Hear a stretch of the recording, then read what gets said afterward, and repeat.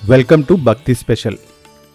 సంవత్సరంలో వచ్చే 24 ఏకాదశుల్లోకెల్లా అత్యంత పవిత్రమైనది, శక్తివంతమైనది ఏదైనా ఉందంటే అది వైకుంఠ ఏకాదశి మాత్రమే. దీనినే మనం ముక్కోటి ఏకాదశి అని కూడా పిలుచుకుంటాం. అసలు ఈ రోజున వైకుంఠ ద్వారాలు ఎందుకు తెరుచుకుంటాయి?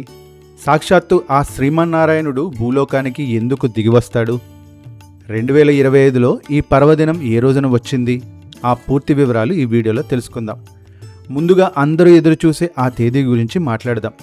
తెలుగు క్యాలెండర్ ప్రకారం సూర్యభగవానుడు ఉత్తరాయణానికి మారే ముందు వచ్చే ఈ పవిత్రమైన ధనుర్మాస ఏకాదశి 2025 డిసెంబర్ 30వ తేదీ మంగళవారం నాడు వచ్చింది. తిథి సమయాల విషయానికి వస్తే ఏకాదశి తిథి డిసెంబర్ 30న మంగళవారం ఉదయం 7:51 మొదలై మరుసటి రోజు అంటే డిసెంబర్ 31న బుధవారం ఉదయం 5:01 వరకు ఉంటుంది. కానీ సూర్యోదయం ప్రకారం మన డిసెంబర్ 30వ తేదీని వైకుంఠ ఏకాదశి జరుపుకుంటాం. అసలు దీనికి ముక్కోటి ఏకాదశి అని పేరెందుకు వచ్చిందో తెలుసా? ఈ ఒక్క రోజున ఆ శ్రీహరి తన వాహనంపై ఏకంగా 3 కోట్ల దేవతలతో కలిసి భూలోకానికి దిగివచ్చి భక్తులకు దర్శనమిస్తాడట.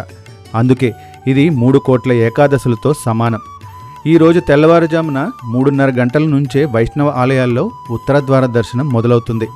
ఎవరైతే వైకుంఠాన్ని తలపించే ఆ ఉత్తరద్వారం గుండా వెళ్ళి స్వామిని దర్శించుకుంటారో వారికి ఇక పునర్జన్మ ఉండదని, చేసిన పాపాలన్నీ పటాపంచలై అఖండ ఐశ్వర్యం సిద్ధిస్తుందని పురాణాలు చెబుతున్నాయి. ఈ పవిత్రమైన రోజున ఉపవాసం ఉండి రాత్రంతా జాగరణ చేసి విష్ణు పూజ లేదా భగవద్గీత పారాయణం చేయడం చాలా మంచిది. ముఖ్యంగా ఓం నమో నారాయణాయ అనే అష్టాక్షరి మంత్రాన్ని జపిస్తే మీరు తలపెట్టిన కార్యాలన్నీ దిగ్విజయంగా పూర్తవుతాయి. ఇక తిరుమలలో 10 రోజుల పాటు, శ్రీరంగంలో 22 రోజుల పాటు జరిగే ఈ ఉత్సవ వైభవాన్ని ఖచ్చితంగా వీక్షించండి. ఆ శ్రీమన్నారాయణుడి కృపాకటాక్షాలు మనందరిపై ఉండాలని కోరుకుందాం.